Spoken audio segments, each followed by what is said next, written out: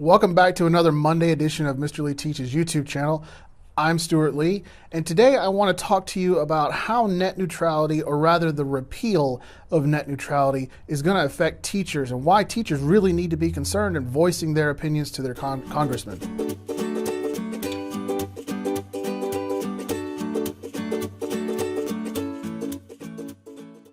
Okay, so if you don't know yet what net neutrality means, it's basically the free and open use of the internet. So little small websites, like if you created a website, it has just as much right and just as much ability to reach everybody in the entire world as massive, huge websites like Google and MSN and CNN and those kind of players. So everybody on the internet has a level playing field.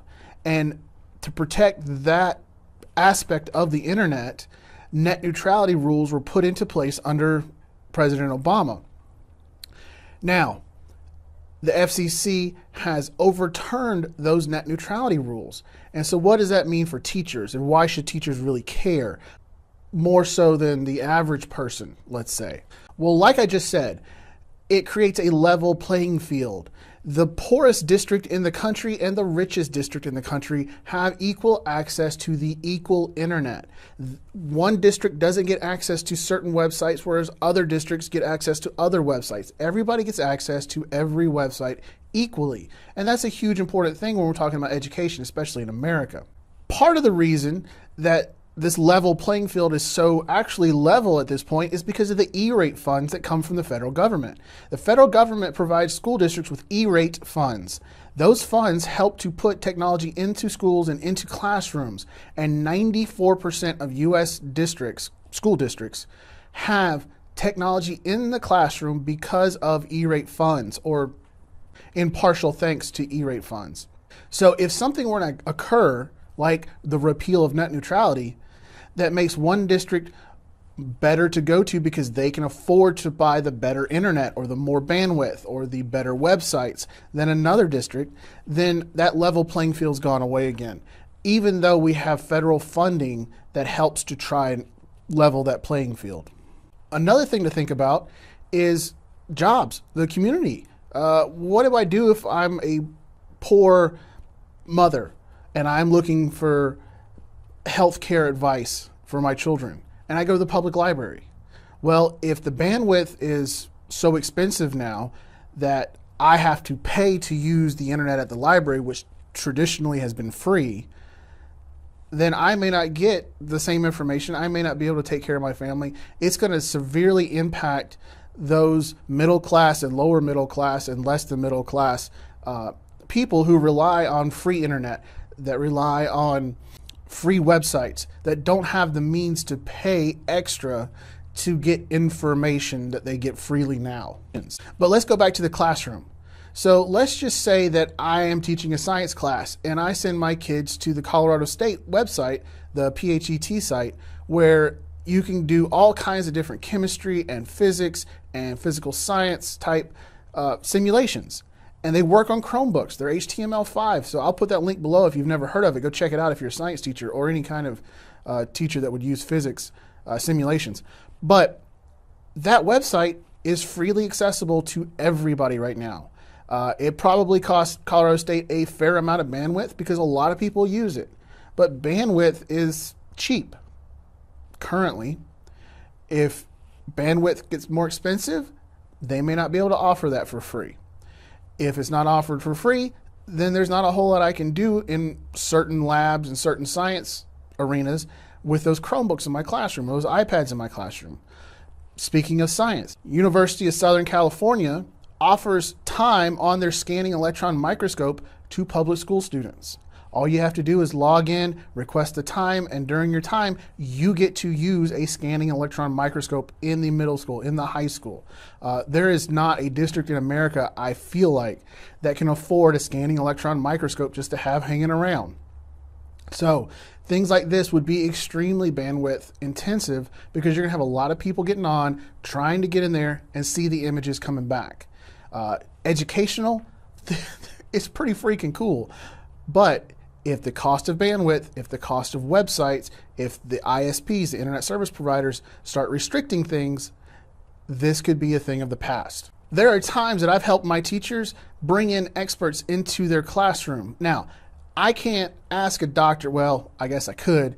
I don't want to ask a doctor to give up some of his time with his patients to come into my classroom and speak to my kids. But I don't feel bad asking a doctor, hey, can I get 15 minutes of your time to Skype in or to Google Hangouts into my classroom and answer some questions from some of my students? Lawyers, veterinarians, professionals like that whose time is very, very valuable, they don't mind giving some of their time, but to drive to a school, get out, go in the classroom, get introduced, do all that kind of stuff, and then drive back to work, it doubles, triples, quadruples the amount of time required from that student contact time. So if I can get them to call in over the internet, which is a very big bandwidth intensive thing, which isn't a big deal right now, and give me that 15 minutes, 20 minutes of their time that they're willing to, and then they can go right back to work because they never left work. That's an amazing feature of the internet currently. The repeal of net neutrality may make that a thing of the past as well. Another thing that really needs to be considered is the control of information. These ISPs, there's just a few of them. It doesn't matter if you think, well, Verizon and Comcast and AT&T and all these different people providing internet. Well, most of them are only controlled by 2 or 3 different companies, the cable companies especially. They're huge companies, they're holding companies, but they control what all these little guys do. That's why you only have 1 or 2 cable companies in an area, because they've lobbied Congress. They get to use exclusive rights to their wires. So we don't have that many wires going around, so it doesn't look bad. Like if we had 7 cable companies in a community, there would have to be 7 different cable lines going down every power pole. That just would be a nightmare. Cable companies have lobbied themselves into a monopoly-like situation. That means if we give them carte blanche over what we get access to on the internet for a price or for not a price or whatever, then we're just handing them the keys to a monopoly. If we wanted to do some research on why, let's just say, Time Warner should be broken up, okay? Time Warner can now block all the websites that say bad things about Time Warner and only show the good sites, or the sites that say good things about Time Warner. So our research would be flawed. Our information would be incomplete, but we would have no control over that. The ISPs would. Now, let's just say, sticking with Time Warner, and I'm not picking on any one particular company, they're all just in the same boat in my opinion, but Time Warner owns NBC. If I wanted to send my students to PBS to look up something, well, if I have Time Warner internet, then they may redirect me to NBC Learn and not give me access to PBS because they want to promote their products. Verizon owns Yahoo. I've got a Google Android phone. I use Gmail. I love Gmail. I love Google Docs. I love Google Drive. I love all of that about Google, so I use it very intensely in my personal life and in my work life. But because I have a Verizon plan, I use Verizon as my carrier, and they own Yahoo, they may let me use Yahoo Mail for free and then charge me a premium to use Gmail. I don't know if they would. I'm just saying that's a possibility. The power that these ISPs will have to control public opinion and control access to information would be unprecedented.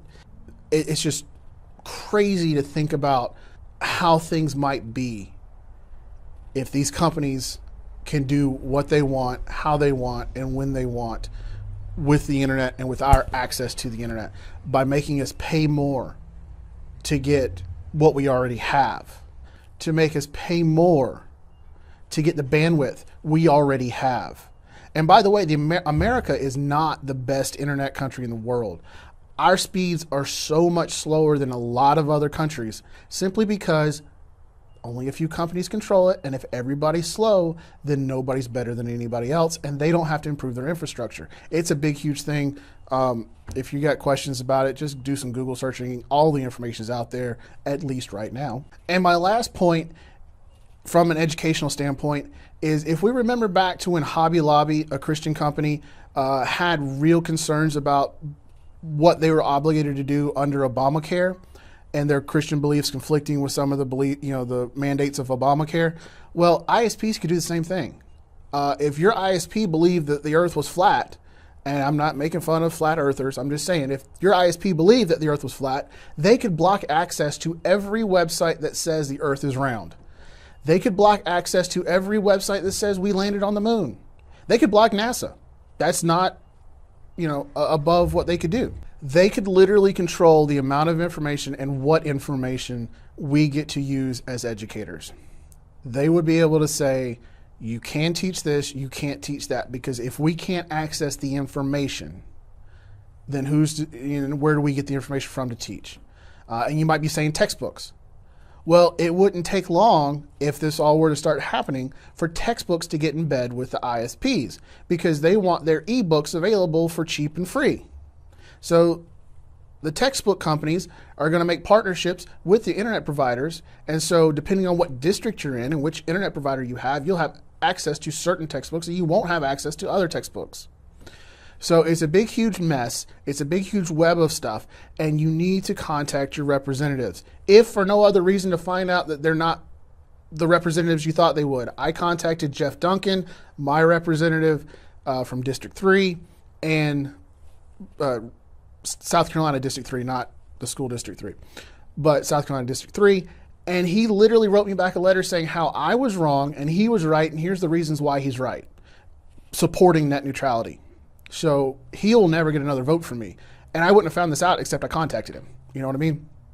So I'll put some links below to help you figure out who to contact and how to contact them. And please contact your congressmen, contract your senators. Let them know what their constituents think, because this is still being fought in courts. This is still being fought in Congress. Lots of people get why this is a bad thing, and they're trying to do stuff about it. Several states are saying they're going to sue over this, and they apparently have good grounds to do so. But we need to have our voices heard as well as educators to let them know that while we prepare the future of this country, we need access to a free and open internet in order to get the information, in order to make better decisions, in order for our students to become better people and know how to use problem-solving skills, research skills, those kind of the 21st century skills that we're trying to teach our students. We need a free and open internet to do it. This is too big of an issue to just let it go and ignore it and hope it clears up on its own. You need your voice heard. I appreciate you watching my videos. If you made it this far, I hope you're liking what you see. If you do, give me a like with a thumbs up down below. If you like everything that I'm doing, go ahead and subscribe to my channel. You'll get a notification every day that I upload something. Give me some comments below. Let me know what you think. Do you support net neutrality? Do you support the Republicans and non-net neutrality? Now, I'm not bringing up politics in this. I don't care if you're Republican or Democrat. This is an important topic for everybody in the country. So have a great week. It's Christmas break for us, so I'm outside chilling right now. I will see you probably on Wednesday, if not Friday.